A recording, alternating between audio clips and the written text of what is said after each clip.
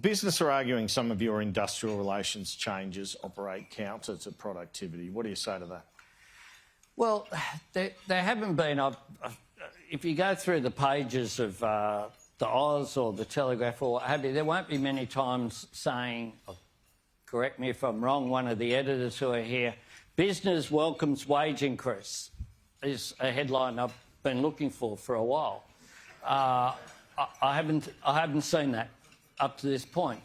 So, you know, in some of what is put forward, I saw some of the critique, for example, this week with some of the advertising campaign is a campaign being run against a program that no one is arguing.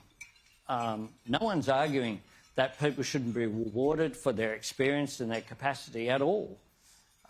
No one's arguing that case. No one in my government is. It's not reflected in the cooperation and the discussions that we're having with employers.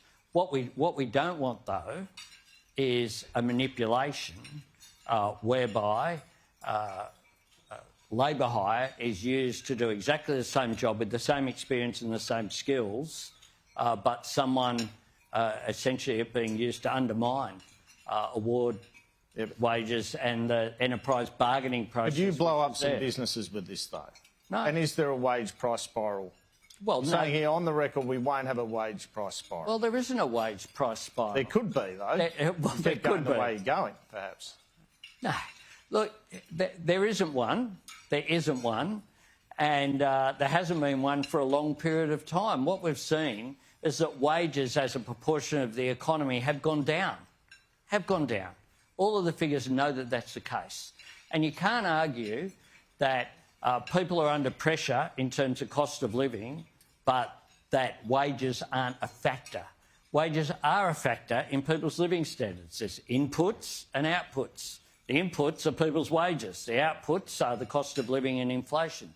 You need to make sure, and we have made sure, that wages are a factor, but that also we're addressing cost of living through things like cheaper childcare will have a massive impact as well on people's living standards. People my age are pretty haunted by the early 90s recession, the Keating recession, really.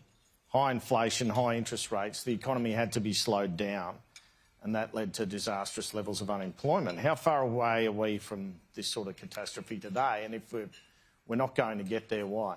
Well, unemployment's at 3.7. Unemployment's had a 3 in front of it for some time. You've seen more jobs created under the government that I lead than any previous government, new government in history. I'm optimistic, and I'm not one who talks down the economy.